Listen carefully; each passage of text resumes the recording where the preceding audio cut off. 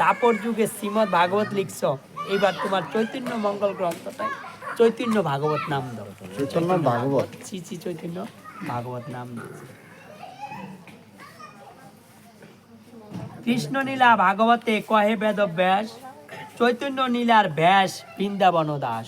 তাহলে দেখছেন নি, যিনি ভাগবত লিখছেন কৃষ্ণ নীলা ভাগবতে কহে বেদ ব্যাস, ব্যাসদেবে লিখছে না ভগবান শ্রীকৃষ্ণের নীলা, তিনি কলিতে বৃন্দাবন দাস হইয়া চৈতন্যের নীলা লিখছেন।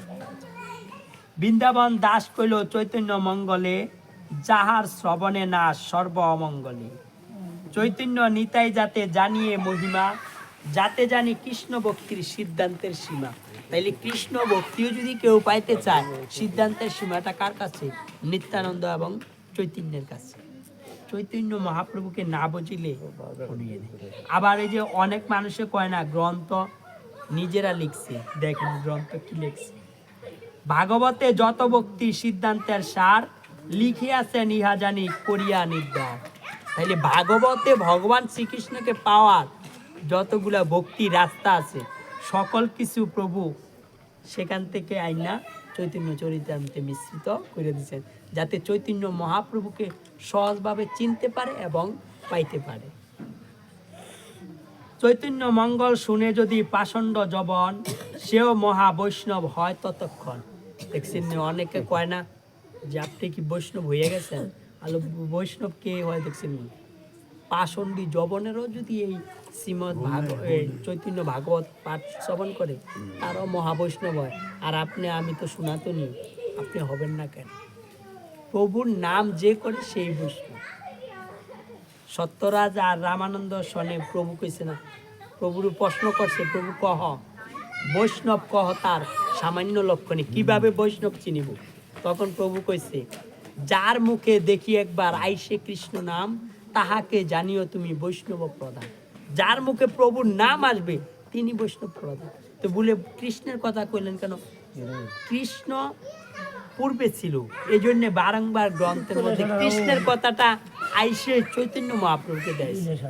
নন্দসূত বলে যারে ভাগবতে গায়, সেই কৃষ্ণ অবতীর্ণ চৈতন্য ঘোষাই। অতএব চৈতন্য ঘোষাই কোলে, এই জন্য গৌরাঙ্গ মহাপ্রভু তো তিনি রাধাভাবে ভাবিত হইয়া কৃষ্ণ ভজন শিক্ষা দিচ্ছেন, এটা দিয়ে উপমা দিচ্ছেন, কিন্তু নিজেই তো কৃষ্ণ, এই শিক্ষা তো দেন নাই। তার কারণে জীবে একটু ভুল বুঝাবুঝি হইতেছে।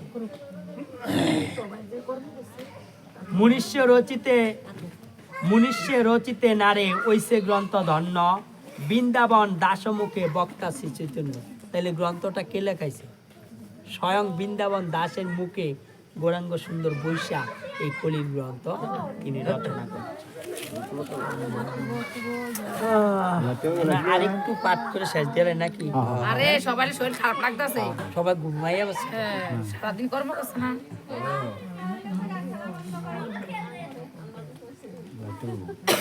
বৃন্দাবন দাসপদে কুটি নমস্কার, ওইসে গ্রন্থ করিতিহু তারিল সংসার। এই গ্রন্থ রচনা কইরা জীবকে তারণ করছে, কারণ এই গ্রন্থ অধ্যয়ন করলে যুগের ঈশ্বরকে চিনা যায়, জানা যায়। এই জন্য উনার পদে কুটি নমস্কার করছে, যে তোমার গ্রন্থ পাঠ করে আমরা প্রভুকে চিনছি, জানছি। ধন্য ধন্য। তার কি অদ্ভুত চৈতন্য চরিত বর্ণন, যাহার শ্রবণ শুদ্ধ কইল ত্রিভুবন। এই গ্রন্থটা যারা শ্রবণ করে এবং পাঠ করে, 3 ভুবন শুদ্ধ হয়ে যায়। দেখছেন কত উত্তম কথা লিখছেন। অতএব ভজলুক চৈতন্য নিত্যানন্দ, খণ্ডিবে সংসার দুঃখ পাইবে প্রেমানন্দ। দেখছেন নি, সংসারেরও দুঃখ খণ্ডন হইব এবং মনের ভিতরে অবিকল আনন্দ বিরাজ হইব, আনন্দ পাবে যদি চৈতন্য নিত্যানন্দ ভজন করে। অতএব ভজলুক চৈতন্য নিত্যানন্দ, খণ্ডিবে সংসার দুঃখ পাইবে প্রেমানন্দ। এত এভাবে যদি সকল পাঠক গুসাইরা এভাবে ভাঙ্গা ভাঙ্গা জীবের অর্থ করত, কেউ ভুল পথে যাইতো না। কিন্তু ওই যে প্রভুর কথা, এইবার কুটিতে গুটি যাবে শ্রীগৌরাঙ্গ ভাবে, কুটি কুটি অধর্মতে রৌরবি করে মজে। আমরা এরকম হয়ে গেছি। তো অনেকে আমাদেরকে এরকম প্রশ্ন করে যে আপনারা গৌরভক্ত কয়জন? আর এই পৃথিবীতে যে এই যে কোটি কোটি ভক্ত, তো কি কইছে, কুটির মধ্যে গুটি যাবে শিগরাঙ্গ ভাবে, কোটি কোটি অধর্মেতে রৌরবি পরে মজে। ও সিরো এই নাম করিতে করিতে পাইবে রত্ন সোনা, এই নাম করিতে করিতে যাইবে দক্ষিণ কোনা। কি কইছে, নাম তো কোনটা, যুগের হরির নাম, ঈশ্বরকে চিন্না জান্না ভজন করতে পারলে রত্ন সোনা পাইবে। আর যদি ওই যে বেড়া আপনি ভজন করে তাইলে ওই দক্ষিণ কোনা যাইবে। আমরা তো সকলে লাভটা ভজন করতেছি, মূল জায়গা চিন্না জান্না ভজন করতেছি। ওই যে বারংবার জন্মগ্রহণ আইতে যাইতে। ও সিরো হ্যাঁ, ওই যে কলিযুগে আর কেউ আসুক আর না আসুক, কৃষ্ণ যে আসিবেন না এটা একটু পাঠ করতে দেখে। তা ওই সত্য। কাকা একটা কথা বলছে, দেখেন, এটা হইলো আপনার জ্ঞান রসমিত মঞ্জুরির মধ্যে বলছে। গৌরাঙ্গ মহাপ্রভু এই কথা বলছে কাকা, যে এইবার কয় তারা সকলে দেয় গৌর পরিচয়, তারা নাকি গৌরের গোষ্ঠী হয়, কুটুম্ব হইয়া মূল স্থানে আসে। যখন এসো নিত্যানন্দ পরিবার, অদ্বৈত পরিবার, গদাধর পরিবার কয়, অচ্যুতানন্দ পরিবার কয়, কুটুম্ব হইয়া মূল স্থানে আসে, আমারে ডাকিয়া তারা অন্নান্নাদি বজে। গৌরাঙ্গ মহাপ্রভুরে যখন এসো গৌরাঙ্গ কইয়া ডাক দেয়, তখন কিন্তু প্রভু না আইসা পারে না, আসে। কইছে আমারে আনিয়া তারা অন্নান্নাদি বজে, আমি তাদের দেখি পালাই তোরা। গৌরাঙ্গ মহাপ্রভু আর সেই জায়গায় তখন থাকেন না, যে ভোগ গ্রহণ করেন না, ভোগ গ্রহণ করেন না। এই জন্যে কইছে যদি কৃষ্ণ তো আইতো না, গৌরাঙ্গ সুন্দরও আসিবেন না।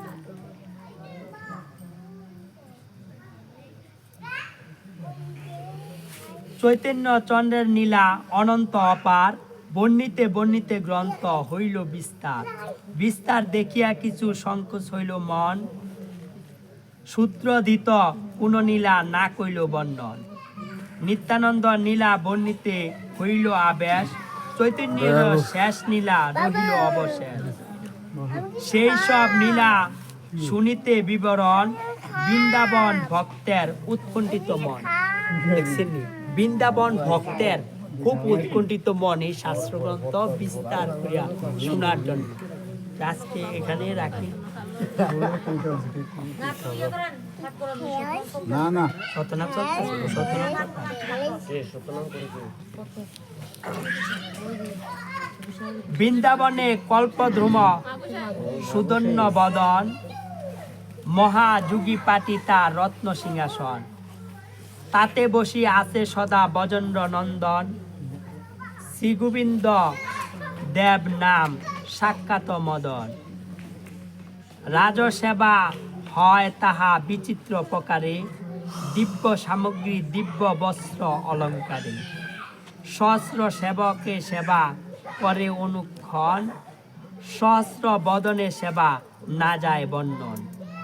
ভগবান যে রত্ন সিংহাসনের মধ্যে বসে আছে, হাজার হাজার ভক্তবিন্দু তাহার পাদ সেবন করতেছে, অর্চনা করতেছে, বন্দনা করতেছে। সেবার অধ্যাপক শ্রী পণ্ডিত হরিদাস, তার যশ গুণ সর্ব জগতে প্রকাশ, সুনীল সহিষ্ণু শান্ত বদন্য গম্ভীর, বদন্যতা গম্ভীর, মধুর বচন মধুর চেষ্টা অতিধীর, সবা সম্মান কর্তা করেন সবার হিত, কৌটিল্য মসলে হিংসা না জানেন তার চিত।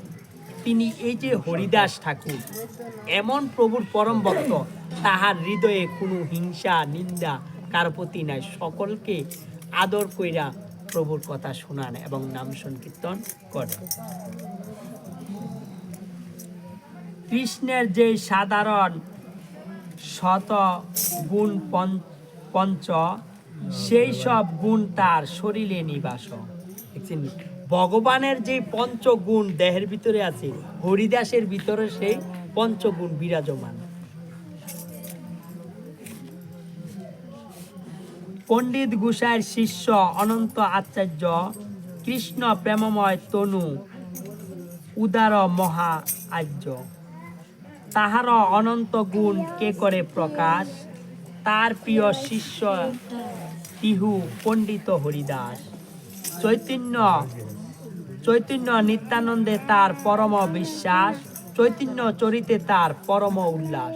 চৈতন্য চরণে এমন বিশ্বাস, এমন অগাধ ভক্তি আর হয় না। তার প্রিয় শিষ্য তিহু বৈষ্ণবের গুণগ্রাহী, না দেখে দোষ, কায়ুমন বাক্যে করে বৈষ্ণব সন্তুল। দেখছেন নি, বৈষ্ণবের গুণগ্রাহী, এই জন্য কইছে বৈষ্ণবের গুণ গাও পঞ্চমুখ হইয়া, বৈষ্ণবের দোষ দেখিও না। সেই হরিদাস বৈষ্ণবের সদা সর্বদা তিনি গুণ গান। নিরন্তর শুনেন তিহু চৈতন্য মঙ্গল, চৈতন্যের প্রসাদে শুনে বৈষ্ণব সকল। কথা সভা উল্লাস করেন যে পূর্ণচন্দ্র, নিজ গুণামৃতে বাড়ায় বৈষ্ণব আনন্দ। তিহু বড় কৃপা করি আজ্ঞা কইল মুরে, গৌরাঙ্গের শেষ নীলা বর্ণিবার তরে। কাশীশ্বর গোস্বামীর তিহু শিষ্য গোবিন্দ গোসাই, গোবিন্দের প্রিয় সেবক তার সম নাই।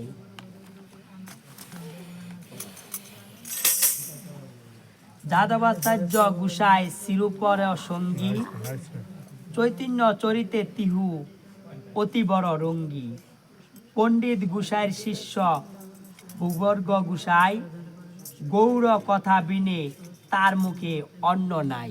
দেখছেন, যারা প্রভুর প্রাণাধিক ভক্ত, গৌরাঙ্গ সুন্দর থাকাকালীন প্রভু তো রাধা ভাবিত হইয়া কৃষ্ণ ভজনের উপদেশ দিছেন। এই জন্য বলছে কৃষ্ণ নাম উদ্দাম গৌরাঙ্গ মহাপ্রভু, আর গৌর নাম উদ্দাম নিত্যানন্দ মহাপ্রভু। তিনি পানের ভাই নিতাইকে দিয়ে প্রভু বলে, নিত্যানন্দ সব জীব হইল অন্ধ, কেউ তো লইল না গৌর নাম। এক নিবেদন তোরে নয়নে দেখিবে যারে, কৃপা করি লওয়াও মোর নাম। এই জন্যে গৌরাঙ্গ নিত্যানন্দ প্রভু তখন পায়ে নুপুর দিয়া নগরে নগরে বিলান সেই নাম। বজ গৌরাঙ্গ কহ গৌরাঙ্গ ল গৌরাঙ্গের নাম, যে জন্য আমার গৌরাঙ্গ বজে সেজন্য আমার প্রাণ। এই জন্য কিন্তু জীবে বুঝতেছে না। গৌরাঙ্গ মহাপ্রভু বলছে, নিতাই কপ নিবারণের জন্য পিপারমেন্ট খাইলাম, কপ দিয়ে আরো বাড়িয়া গেল। আমি জীবকে হরিনাম দিতে আইলাম, কৃষ্ণ প্রেমে পাগল হইলাম। জীবে তো আমার দেখা দেখি কৃষ্ণ নিয়ে পাগল হয়েছে। আমি যে যুগের কৃষ্ণ, আমাকে তো কেউ চিনল না। এই জন্যে কইছে, তুমি কৃপা করে যাও, আমার নাম প্রচার করো। এই জন্যে গৌরাঙ্গ নামটা নিত্যানন্দ মহাপ্রভু। ওই যে আপনাদেরকে অনেকে প্রশ্ন করে না, যে গৌরাঙ্গ মহাপ্রভু কৃষ্ণ নাম করছেন, তা আমরা কি নাম করব? কিন্তু গৌরাঙ্গ মহাপ্রভু তো ভক্তভাব হইয়া নিজেকে নিজে নাম লইতে পারে। নিজে নিজের বাবা কইলে ভালো লাগে? লাগে না। কিন্তু সন্তানে বাবা কইলে অধিক আনন্দ লাগে। তদ্রূপ প্রভু নিজেকে নিজের কইতো। রাম বলছে, ভগবান শ্রীকৃষ্ণ বলছে। ভগবান শ্রীকৃষ্ণ কবে বলছে? অর্জুনের সাথে প্রায় 100 বছর চলার পরে যুদ্ধক্ষেত্রে আইয়া পরে বিশ্বরূপ দেখিয়া বলছে, সর্বধর্মানং পরিত্যাজ্যং মামেকং শরণং ভজ, উহং তাং সর্বপাপীপ্য মুখ্যৈষ্যামি মা শুচ। হে অর্জুন, তুমি সব ধর্ম পরিত্যাগ করিয়া একমাত্র আমাকে ভজন করো আর স্মরণ করো। তাইলে কবে বলছো? অনেক পরে আইসা, যখন অর্জুন যুদ্ধ করতে কিছুতেই রাজি হচ্ছেন না, তখন বিশ্বরূপ দেখিয়া তখন বলছে। এর আগে কি বলছে? এর আগে কি চিনছে যে কৃষ্ণই যে স্বয়ং ভগবান? জানছে অর্জুনের বন্ধু সখা। এরকম তাইলে যুগের ঈশ্বরের যুগের নামটা এরকম ভাবে বুঝিয়ে দিতে হবে, এরকম ভাবে বুঝতে হবে। গৌরাঙ্গ মহাপ্রভুই তো কৃষ্ণ, গৌরাঙ্গ মহাপ্রভুই রাম, গৌরাঙ্গ মহাপ্রভুই হরি। এই যে আপনার ওই যে অন্তনীলার দ্বিতীয় পরিচয় বুক দিছে না, জগন্নাথের একটা বুক দিছে, নৃসিংহের বুক দিছে, গৌরাঙ্গ মহাপ্রভুর বুক দিছে। দেখে সাক্ষাৎ বসি গৌরাঙ্গ সুন্দর, 3 বুক খাইলো কিছু অবশিষ্ট না। তাইলে ভগবান কি 3 জন 4 জন? 1 জন। তাইলে আমরা যুগের ঈশ্বরকে চিন্না গোরাত ভক্তিটা দিতে হবে। বস্তুটা চিনতে হবে। গীতা তো বারবার এই কথাটাই বলছে। আপনি দেখেন এই যে অনেকে বলে পূজার্চনা না করলে চুরের তুল্য, এই পয়ারটি তো সে পরে পয়রা বুঝে নাই। কইছে দেবুক্ত ধন, যারা দেবতার উপাসনা কইরা দেবুক্ত ধন লাভ করছে, পরবর্তীতে পূজা করে না, তারা চুরের তুল্য। আর যারা আজীবন ভগবানের সাধন ভজন করতেছে, সব সময় প্রভুর আরাধনা করতেছে, সে দেবুক্ত ধন খাইলেও কই, সে তো প্রভুরটা খাইছে। প্রভুরটা খাইয়া সে দেব পূজা না করলে সে চুরের তুল্য রেখে দিছে। আবার এই পূজার্চনাটা কি দিছে, যজ্ঞটা ব্রহ্মার বাণী, ভগবান শ্রীকৃষ্ণের বাণী দেন, গীতার 3য় অধ্যায় ব্রহ্মার বাণী দিছে, ভগবান শ্রীকৃষ্ণের বাণী। এই জন্যে একনিষ্ঠভাবে ভগবানের ভজন করতে হবে। আপনি দেখেন নবম অধ্যায় স্পষ্ট বলছে, দেব পূজকেরা দেবপ্রাপ্তি হয়, পিতৃপুরুষকেরা যারা বলে বাপ দাদাই কইরা আইছে আনন্দ, দাদাই কইছে সুধীর ভাই আনন্দের সীমানায় যে এই তালে লাফায়, বাপ দাদাই পিতৃপুরুষের উপাসকেরা পিতৃলোক প্রাপ্ত হইব। আপনার পিতৃলোক নরকগামী হইয়া রয়েছে ধর্মকর্ম না জানি না সাধন ভজন কইরা।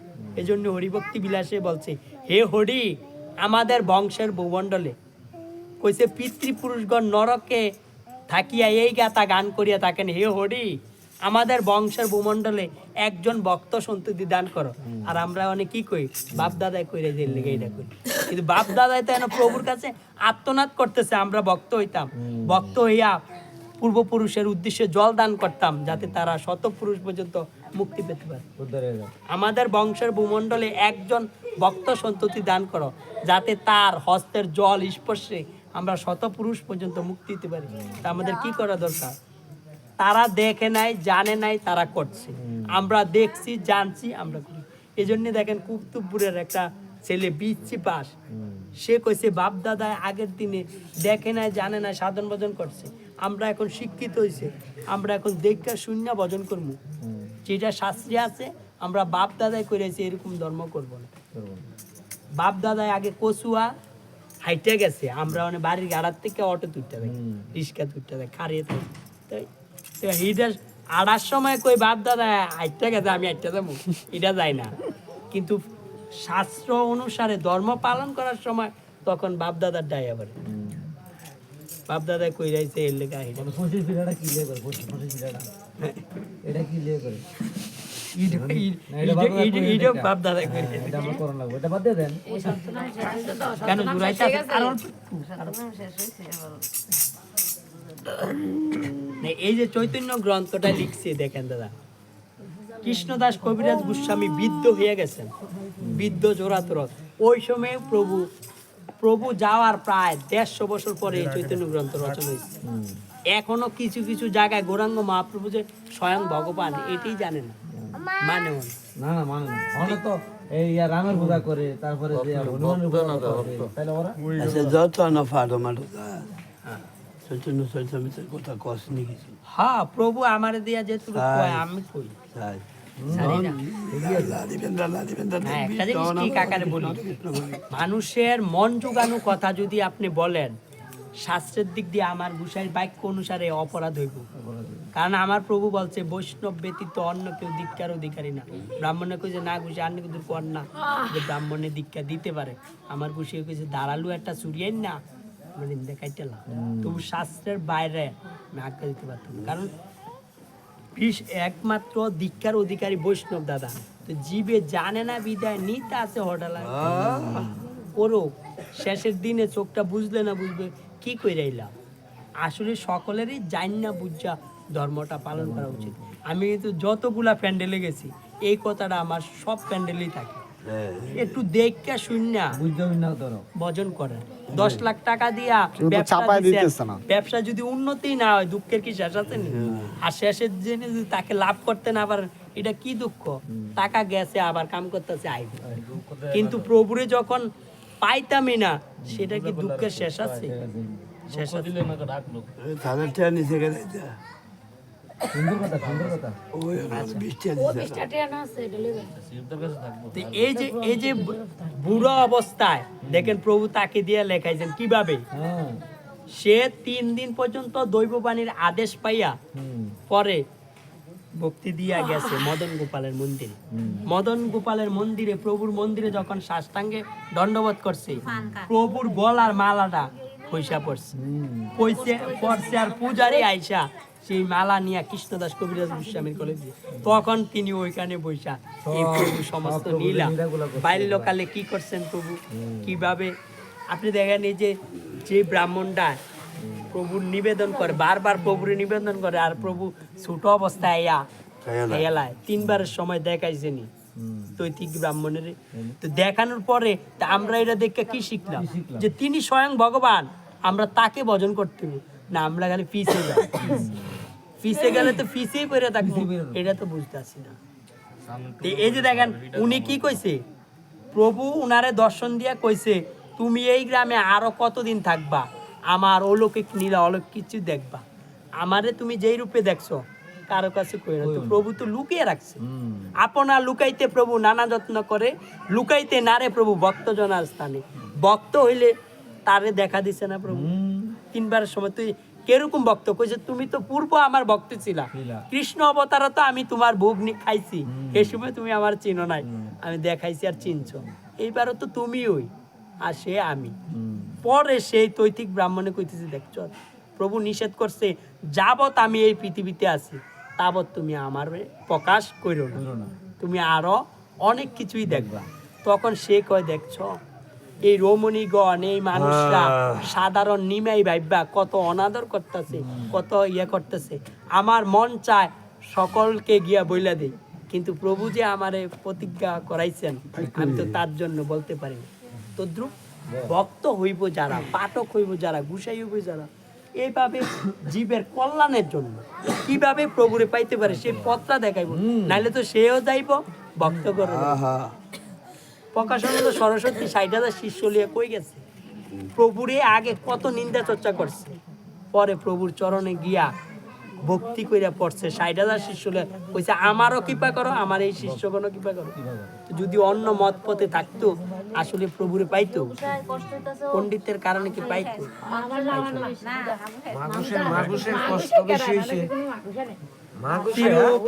রঘুনাথ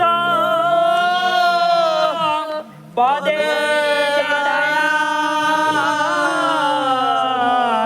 চৈতন্য চরিতামৃত কয়ে কৃষ্ণ দাস, চৈতন্য চরিতামৃত কয়ে কৃষ্ণ দয়াল শ্রী